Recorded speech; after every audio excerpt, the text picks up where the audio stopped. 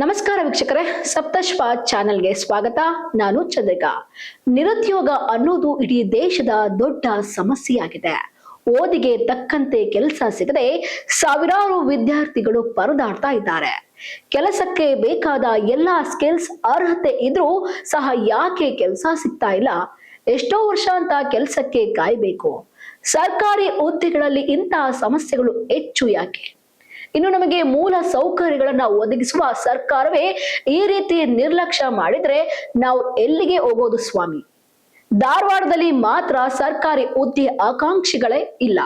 ಎಲ್ಲಾ ಜಿಲ್ಲೆಯಲ್ಲಿಯೂ ಸರ್ಕಾರಿ ಉದ್ಯೋಗಿಗಳ ಆಕಾಂಕ್ಷಿಗಳು ಇದ್ದಾರೆ. ಹೌದು, ಬೆಂಗಳೂರಿನಲ್ಲಿ ನಡೆಯಲಿರುವ ಸರ್ಕಾರಿ ಹುದ್ದೆ ಆಕಾಂಕ್ಷಿಗಳ ಹೋರಾಟದ ಬಗ್ಗೆ ನಾವ್ ಹೇಳ್ತೀವಿ ಕೇಳಿ. ಧಾರವಾಡ ಮಾದರಿಯಲ್ಲಿ ಈಗ ಬೆಂಗಳೂರಿನಲ್ಲೂ ಪ್ರತಿಭಟನೆಗೆ ಸಜ್ಜಾಗ್ತಾ ಇದ್ದಾರೆ ಅಭ್ಯರ್ಥಿಗಳು.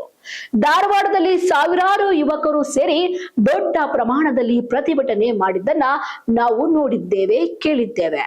ಎಲ್ಲರೂ ಒಟ್ಟಿಗೆ ಸೇರಿ ಪ್ರತಿಭಟನೆ ಮಾಡಿದ್ರೆ ಏನಾಗುತ್ತೆ ಅಂತ ಧಾರವಾಡದಲ್ಲಿ ಪ್ರತಿಭಟನೆಯಲ್ಲಿ ಯುವಕರು ತೋರಿಸಿದ್ದಾರೆ. ಇದರ ಜೊತೆಗೆ ಈ ವಿಷಯದಲ್ಲಿ ರಾಜಕೀಯ ಮಾಡಬಾರದು ಅಂತ ಅಲ್ಲಿಗೆ ಬಂದ ರಾಜಕಾರಣಿಗಳನ್ನ ಹೇಗೆ ಬಂದ ದಾರಿಗೆ ಸುಂಕ ಇಲ್ಲ ಅಂತ ವಾಪಸ್ ಕಳಿಸಿದ್ದನ್ನ ನೀವು ನೋಡಿದ್ದೀರಿ. ಇದೀಗ ಕೆಪಿಸಿಎಲ್ ವತಿಯಿಂದ ಆದೇಶ ಪ್ರತಿಯನ್ನು ನೀಡದೆ ಇರುವುದರಿಂದ ಆಕ್ರೋಶ ಹೆಚ್ಚಾಗಿದೆ. 2017ರಲ್ಲಿ ಪರೀಕ್ಷೆ ಬರೆದ ಅಭ್ಯರ್ಥಿಗಳಿಗೆ ಇಂದಿಗೂ ಆದೇಶ ಪ್ರತಿಯನ್ನು ನೀಡಿಲ್ಲ. ಇದುವರೆಗೂ 3 ಬಾರಿ ಪರೀಕ್ಷೆ ಬರೆದ್ರೂ ಕೆಲಸ ಸಿಗದೆ ನಿರಾಶರಾಗಿದ್ದಾರೆ. ಒಟ್ಟು 622 ಎಇ, ಜೆಇ ಅಭ್ಯರ್ಥಿಗಳು ನಿರಂತರ ಪ್ರಯತ್ನ ಮಾಡುತ್ತಾ ಹೋರಾಟ ನಡೆಸ್ತಾ ಇದ್ದಾರೆ. ಆದ್ರೆ ಸರ್ಕಾರ ಯಾವುದೇ ರೀತಿಯಾಗಿ ಮಣಿಯದೇ ಇರುವುದರಿಂದ ಪ್ರತಿಭಟನೆಗೆ ಈಗ ತಯಾರಾಗಿದ್ದಾರೆ. ಕೆಪಿಸಿಎಲ್ ಕಡೆಯಿಂದ ಆದೇಶ ಪ್ರತಿಯನ್ನು ನೀಡದೇ ಇರುವುದೇ ಆಕ್ರೋಶಕ್ಕೆ ಮೂಲ ಕಾರಣವಾಗಿದೆ.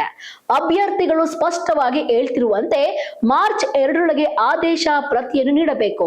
ಇಲ್ಲವಾದರೆ ಮಾರ್ಚ್ 5ರಂದು ಬೆಂಗಳೂರಿನ ಫ್ರೀಡಂ ಪಾರ್ಕ್ ನಲ್ಲಿ ದೊಡ್ಡ ಮಟ್ಟದ ಪ್ರತಿಭಟನೆ ನಡೆಸಲಾಗುವುದು ಎಂದು ವಿದ್ಯಾರ್ಥಿ ಸಂಘಟನೆಯ ಆಕ್ಸಾ ಕೂಡ ಈ ಹೋರಾಟಕ್ಕೆ ಬೆಂಬಲ ನೀಡ್ತಾ ಇದೆ.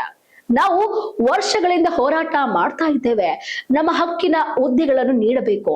ಸರ್ಕಾರ ನಮ್ಮನ್ನು ನಿರ್ಲಕ್ಷ್ಯ ಮಾಡ್ತಾ ಇದೆ. ಈ ಬಾರಿ ಪ್ರತಿಭಟನೆ ತೀವ್ರವಾಗಿರಲಿದೆ. ಅವರ ಮಾತುಗಳಲ್ಲಿ ಆಕ್ರೋಶ, ನಿರಾಶೆ ಹಾಗೂ ಹೋರಾಟದ ಸಂಕಲ್ಪ ಸ್ಪಷ್ಟವಾಗಿ ಗೋಚರಿಸ್ತಾ ಇದೆ.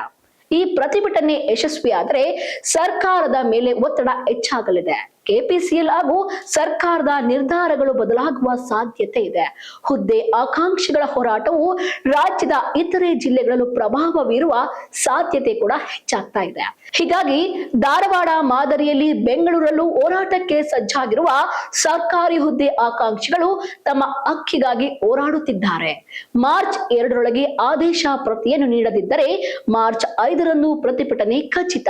ಒಟ್ಟಾರೆ ಸರ್ಕಾರ ಈ ಬಗ್ಗೆ ಎಚ್ಚೆತ್ತುಕೊಂಡರೆ ಒಳ್ಳೆಯದು. ಇದಕ್ಕೆ ಸೂಕ್ತವಾದ ಪರಿಹಾರ ಒದಗಿಸುವುದು ಸರ್ಕಾರದ ಜವಾಬ್ದಾರಿ ಕೂಡ ಹೌದು.